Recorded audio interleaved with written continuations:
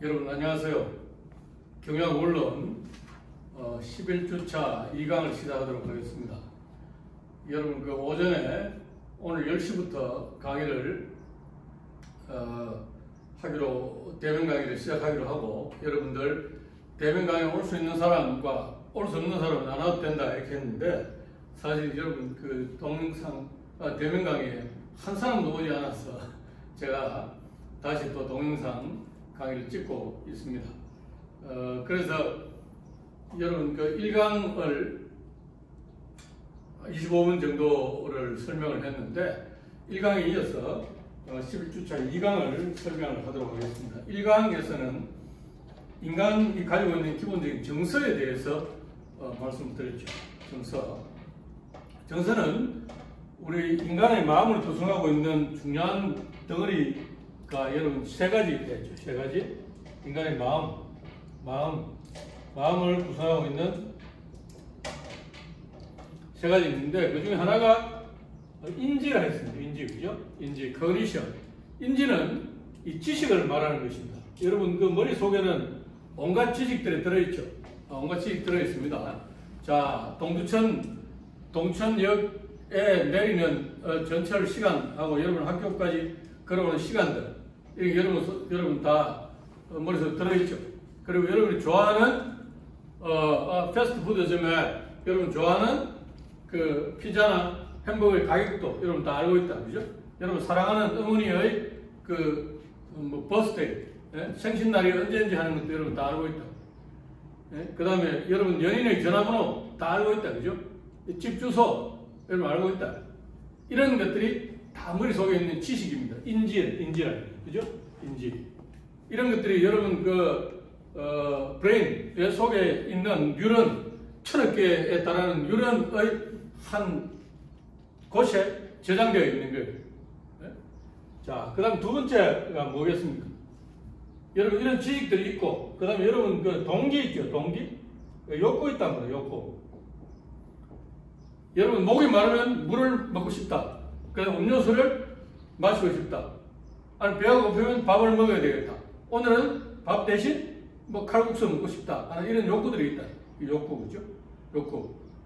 욕구도 지난 시간에 여러분 인간 이해의 기초에서 설명할 때 우리 모든 남녀노소, 그다음 피부색에 상관없이, 그다음 인종에 상관없이 가지고 있는 6가지의 인간이 가지고 있는 기본적인 욕구에 대해서 설명을 드렸죠. 이 욕구, 모든 사람이 이 욕구를 가지고 있다. 그 다음 중요한 것 중에 하나가 바로 정서라는 거죠. 그죠? 정서, 감정을 가지고 있다. 정서. 자, 그러니까 사람의 마음은 이런 큰 덩어리로 이루어져 있다. 덩어리. 물론 여러분 머릿속에 생각해 보면 이런 것 뒤에 가치관도 있죠. 가치관. 자, 인지 중에 여러분 가치관 그죠? 나는 늘 주일이 되면 교회에 나가서 기도한다. 나는 라마단 달 동안에 금식한다. 이슬람 교도니까. 나는 부처님을 믿기 때문에 절에 가서 108별 드린다. 이런 거, 그죠? 이런 것들, 여러분 가치관들, 개인이 가지고 있는 가치관들이 있다. 가치관, 그죠? 가치관 있고, 태도 있다. 있지만, 큰 덩어리는 이 세 가지입니다. 이 세 가지, 그죠? 이 세 가지다. 정서, 감정. 그래서, 서양 철학에서는 지금 미국이나 유럽의 서양 문명이 세계를 관통하고 있고 세계를 지배하고 있다 해도 과언이 아니죠. 여러분 입고 있는 옷 보십시오, 그죠? 과거 우리 조선시대에 우리 선조들은 한복 입었죠, 한복. 그런데 요즘 한복 입는 분들 잘 없죠. 그래서 명절날이나 전통 한복을 입으면 공짜로 해준다는 이런 정도이지, 여러분 한복 입은 사람들 그렇게 많이 자주 보지는 못할 것입니다. 이 복장부터 시작해서 우리 여러 가지 문화 이런 것들이 완전히 서양식으로 지금 바뀌고 있다. 그래서 이 서양에서는 칸트 같은 철학자들이 순수 이성 비판이라는 책을 집필하고, 칸트는 여러분 독일의 조그마한 도시 퀘니히 베르히라는 아주 조그마한 도시에 태어나서 평생을 그 도시를 벗어나본 적도 없는 그런 그 철학자인데 순수 이성 비판, 그런 인간이 갖고 있는 이성의 중요성을 강조한 철학자입니다. 칸트는. 그래서 이런 서양 철학의 전통 때문에 많은 그 철학자들도 그렇고 경영자들이 사람들이 감정은 중시하지 않고 이성을 대단히 중시했다. 이성, 그죠? 감정은 희노애락.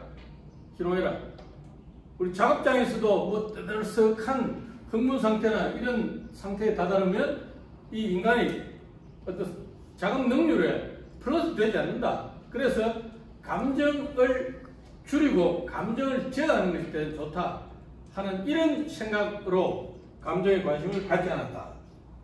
그런데 1970년대에 와서 보니까 인간이 감정의 정서가 인간의 의사결정이 대단히 중요하다 하는 걸 알았다. 의사결정이. 자, 여러분 하루에도 몇 번씩 의사결정하죠. 자, 오늘 바깥에서 점심을 뭘 먹을 것인가? 아니면 친구를 누구 만날 것인가? 아니면 옷을 살 때 어떤 색깔을 살 것인가? 신발은 또 이런 물건 쇼핑부터 시작해서 사람을 만나는 것, 아니면 뭐 여러 가지 인생의 매일매일이 사소한 결정부터 중요한 결정까지 다 있습니다. 이 결정. 그런데 감정을 조절하는데 이상이 생긴 사람들, 이 감정은 변연계에 있는 우리 뇌 속에 호돌 만한 크기의 그런 부위에서 감정을 조절하는 역할을 하는데, 그 부위에 이상이 생긴 사람은 의사결정을 할 수 없더라고요. 자, 여러분 옷을 사러 갔다 생각해 보십시오. 제가 지금 노란 바지를 입고 있는데, 자, 우리가 청바지도 있고 빨간 바지도 있고 노란 바지도 있고 흰 바지도 있을 것이다. 그죠? 그런데 이걸 사러 가서 자, 어느 것이 더 내 마음에 드는지 이 결정을 못하면 어떻게 되겠습니까? 사람의 행동에 대단히 장애를 초래하게 된다. 장애를 초래하게 된다. 그래서 이 인간의 정서가 대단히 중요하다 하는 것을 연구자들이나 학자들이 알아내고 1970년대 이래로 이제 정서지능, 감정에 대한 연구들이 시작되게 됩니다. 정서지능. 자, 그래서 여러분 정서와 관련된 그 개념은 이 네 가지가 있는데, 네 가지죠. 자, 이렇게 구체적으로 하나하나 나누어서 이 설명을 할 수도 있고, 또 뭉뚱그려서 이 감정이다 뭐 이렇게 얘기를 할 수도 있는데, 엄밀하게는 이 정서와 관련된 이 개념들이 이 네 가지로 나누어지고 있습니다. 첫째, 기분이다. 기분, 그죠? 여러분 오늘 기분 좋다 그런 말 하죠. 아침에 통상 우리가 아침에 이 감정의 변화를 보면 아침에 눈 떠서 일어날 때는 별로 그렇게 기분이 좋지 않습니다. 약간 일어나서 활동해서 오전 10시부터 시작해서 한 2시 사이에 사람이 기분이 이렇게 업되는 시기에, 그리고 주중에도 여러분 생각해 보십시오. 주중에도 어떻습니까? 일요일 오후부터 시작해서는 또 학교 가서 열심히 공부해야지, 아니면 직장에 나가야지, 이런 생각 때문에 사람들 기분이 그렇게 좋지 않다. 그러니까 목요일 오후부터 시작해서 금요일 이럴 때는 어떻습니까? 이번 주말에 어디 등산 가기로 했는데, 아니면 이번 주말에 친구와 같이 뭡니까? 교향악단 공연하는 거 보러 가기로 했는데, 아니면 축구를 운동을 같이 하기로 했는데, 이런 즐거운 마음이 드는 거죠. 주말에, 그죠?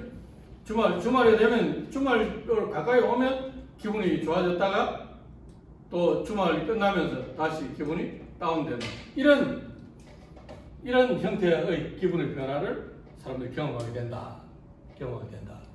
자, 정서는, 여러분 대표적인 우리 정서는 분노, 두려움 같은 이런 것들이 있다. 분노, 두려움, 그죠? 자, 분노나 두려움, 기쁨 같은 기쁨 이런 것도 있겠죠. 있단 말이죠. 그죠? 자, 여러분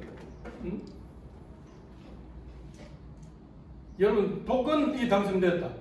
아니면 뭐 행운권을 이렇게 끌었는데 행운권이 당첨돼서 뭐 상품권 30만 원 받게 됐다. 또 복권, 여러분 복권이 당첨됐다. 이렇게 생각해 보세요. 그럴 때 우리 기뻐서 펄쩍펄쩍 뛴단 말이에요. 이 기쁨이라는 감정이 우리를 펄쩍펄쩍 뛰게 만드는 이런 것들을 우리 뭐라 합니까? 이 행동의 경향성이다. 이렇게. 행동을 뭔가 일어나게 하려고 하는. 그러니까 이 정서와 행동과는 대단히 밀접한 관련이 있다. 자, 분노, 화가 났을 때 여러분 어떻게 합니까? 에이 하면서 책을 팽개치거나 아니면 뭐 의자를 발로 한 대 차거나 아니면 벽을 이렇게 쾅 치거나 이런 행동들을 보인다. 그죠? 또 화가 나면 보통의 사람들은 어때요? 목소리가 빨라지고 얼굴이 불그락 코르락 하면서 숨이 가빠지는 이런 양상들을 보인다는 거죠. 그죠? 자, 이런 것들이 행동. 자, 두려움도 마찬가지, 두려움. 자, 여러분 갑자기 길을 가는데요. 뭔가 자동차가 사고 나는 소리 팍 부딪히는 소리가 난다. 그럼 깜짝 놀라서 우리 돌아보게 되죠. 그리고 깜짝 놀랄 때 어떻습니까? 소름이 오싹 돋는다든지 하는 이런 경우, 이런 것들이 다 이 정서와 관련된 행동의 변화겠죠. 자, 감정, 필링입니다. 필링. 이 감정은 여러분 지금 5월은 꽃을 보면 이 3월은 뭐 매화, 4월은 벚꽃 이렇게 얘기한다. 5월은 무슨 꽃입니까? 장미의 계절이에요. 장미, 그죠? 장미. 자, 장미 여러분 요즘 길을 가다가 이 담벼락에 보거나 아니면 뭐 이 공원 같은 데 보면 장미들이 많이 피어 있죠. 대부분의 사람들은 이 예쁜 장미나 꽃을 보면 어떻습니까? 아, 이 뭔가 가서 향기를 맡아 보려고 하고 가까이 가서 보려고 한다. 좋아하는 것은 접근하고 싫어하는 것은 피하는 것이 이 필링이죠. 그죠? 감정이다. 감정. 자, 그 다음에 열정은 뭡니까? 열정은 이런 애정이라든지 원망이라든지 질투 같은 이런 것들 오랫동안 지속되는 걸 우리가 열정이라고 얘기합니다. 그 플루칙이라는 연구자는 이 그 감정과 같은 이런 기본 정서가 두 개가 기쁨이라는 정서와 이 수용이라는 정서가 합쳐지면 이게 뭐가 된다? 뭐가 될 것 같습니다. 자, 저 사람을 바라보니까 기쁘다. 그래서 내가 그 사람을 받아들이고 뭔가 이렇게 같이 있고 싶다. 이 사랑이죠. 사랑의 정서가 된다. 사랑. 이런 걸 얘기하고 있습니다. 자, 그 다음에 이 에커만이라는 학자는 그 인간의 정서 표현은 얼굴 근육하고 밀접하게 관련되어 있다. 여러분 그 기쁜 일이나 즐거운 일이 있으면 우리 웃게 되죠. 웃는단 말이에요. 그죠? 불쾌하거나 아니면 짜증스러우면 얼굴 찡그린다. 그죠? 찡그린다. 하는 것처럼 우리 동양의 우리나라의 속담에도 어떻습니까? 일소. 한 번 웃으면 한순간 젊어지고 한 번 화내면 한순간 늙는다 하는 이런 말이 있죠. 그죠? 있다. 그래서 우리가 감정 표현이 없는 그런 사람은 뭐라고 그럽니까? 포커페이스라고 부르죠. 그죠? 포커페이스. 포커 칠 때 자기 들어온 패를 이렇게 많이 안 보여줘야만이 어떻습니까? 돈을 딸 확률이 있는 거죠. 그 포커패를 좋은 패가 들어왔다고 막 싱글벙글하면 상대방이 다 죽어버리니까 돈을 딸 가능성이 낮아진다. 그죠? 그래서 이 동양에서는 이 포커페이스를 뭐라고 그랬습니까? 후헉이라고 그래요.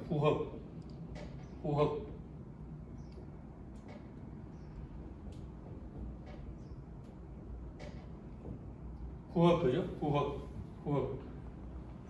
얼굴이 두껍고 얼굴이 두꺼워서 얼굴이 두껍고 속이 검은 사람은 후억하다 이렇게 말해요. 후억하는 거죠. 자, 그래서 협상을 할 때 여러분 그 경영학의 노사강자론이나 이런 협상 같은 걸 보면 협상하는 사람들은 어떻습니까? 얼굴이 두껍고 속이 검어야 된다. 자기 패를 잘 안 보여줘야 된다는 거죠.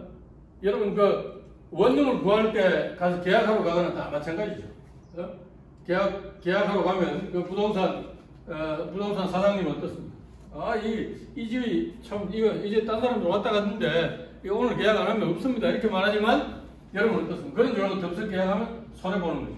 손해보는 거죠.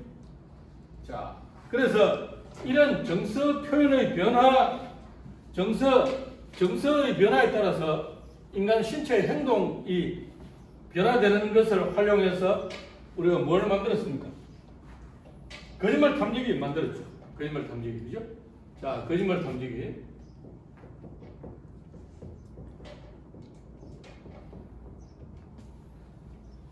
우리나라에서는 거짓말 탐지기에 드러난 사실이 법정에서 증거로 이렇게 100% 활용되지는 않습니다만, 미국 같은 데서는 이 거짓말 탐지기에서 드러난 것들이 증거로서 인용되기도 합니다. 자, 우리가 거짓말을 하면 어떻습니까? 말을 주춤주춤 하거나, 남의 눈을 똑바로 쳐다보지 못하거나, 아니면 심장박동이 빨라져서 맥박이 빨라지고 체온이 올라간다. 그죠? 그래서 그런 것들을 활용해서 이 거짓말 탐지기를 만들어 내기도 했죠. 자, 그 다음에 이 정서 표현의 차이는 문화의 영향을 받는다. 문화 영향을 받는다. 그죠? 뭐 영국이나 뭐 우리 동양권은 마찬가지입니다만 장류 유서. 그러니까 그 장류, 나이든 사람들을 존중하고 그 사람들 인생의 경험을 어떻습니까? 우리가 인정해주는 그런 것들이 장류 유서다. 그죠? 장류 유서. 그 다음에 남성에 비해서 여성들이 훨씬 정서 표현이 민감하고 예민하다 하는 이런 연구 결과들이 있습니다. 자, 그러면 이 모든 사람들이 이 정서가 정상적으로 작동하고 하면 다행이지만 정서도 어떻습니까? 장애를 겪는다. 정서장애.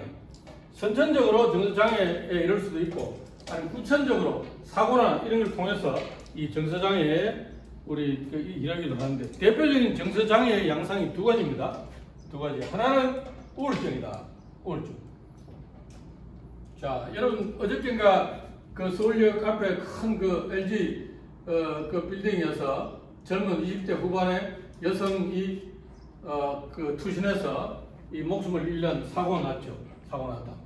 그래서 저도 인터넷 서핑을 해보니까 그 젊은 여성이 평소에 우울증과 거식증에 시달렸다. 이렇게 보도되고 있더라고요. 그죠? 홍콩의 영화배우 장국영이라든지 이런 사람들도 어떻습니까? 자살했죠. 우울증. 이런 것 때문에. 그죠? 우울증은 영어로는 디프레션이라고 합니다. 디프레션. 이 디프레션은 억눌린다. 그죠? 억눌린다. 그러니까 슬프고 답답하다. 그래서 우울증의 정상으로는 식욕이 떨어지기도 하고, 또 잠을 계속 자기도 하고, 또 잠을 불면증에 시달리기도 하고, 잠을 못 자기도 하고, 이런 양상으로 드러납니다. 또 우울증과 대비되는 것이 조증입니다. 그죠? 조증은 영어로는 매니아라고 하는데, 이것은 늘 들뜨고 뭔가 자신감이 넘쳐서 내가 이 일을 하면 떼돈을 벌 것 같고, 내가 내는 아이디어가 아주 기발해서 뭔가 획기적인 아이디어가 이런 상태를 얘기해요. 이걸 조증이라고 합니다. 그죠? 그래서 이 정신과 교과서에도 보면 이 정서장애에 있는 사람이 한 가지 증상만 계속 일어나는 것을 단극성 장애라고 합니다. 단극성 장애. 그런데 우울증이 되었다가 조증이 되고, 조증이 되었다가 우울증이 되고, 이렇게 반복하는 양상을 양극성 장애라고 합니다. 양극성 장애. 그죠?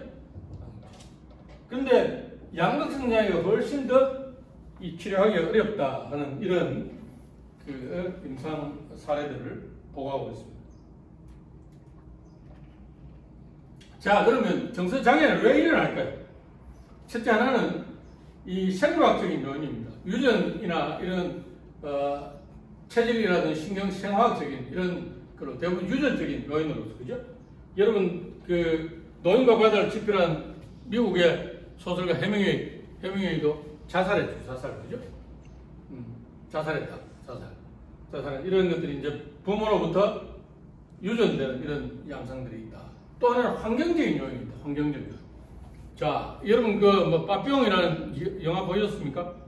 아니면 그 감옥에 오랫동안 갇혀 있는 이런 사람들은 대단히 우울하겠죠. 오래 견디기 힘들단 말이에요. 그죠? 햇빛도 안 들어오는 감옥 속에 갇혀 있으면 대단히 우울하다. 그래서 이런 환경적인 요인에 의해서 정서장애에 이르는. 그 다음에 이 정서적인 장애 보면 여성들 같은 경우에 아기를 낳고 나서 출산 후에 또 우울증에 시달리는 경우도 있다. 그죠? 여러분 아마 가족들, 그 다음에 여기 우리 남학생, 여학생들 다 있을 텐데 결혼하면 그런 내가 방금 설명한 걸 보고 이 감정 변화가 미묘해서 와이프가 어떻구나, 남편이 어떻구나 이렇게 관심을 가지셔야 됩니다. 그래서 누구나 다 인생을 살아가면서 이런 정서적인 이런 어려움을 겪을 가능성이 있고 그런 가능성이 있을 때는 정신과 의사는 전문가의 상담을 받는 것이 대단히 좋습니다. 그리고 또 여러분 규칙적인 운동하는 것도 대단히 필요하다. 자, 그래서 이 정서와 관련해서 여러분 정서지능과 정서노동에 대해서 설명을 해야 되는데 이 강은 여기까지 설명을 하고 다음 12주차에서 좀 더 설명을 드리도록 하겠습니다. 오늘 강의는 여기까지입니다.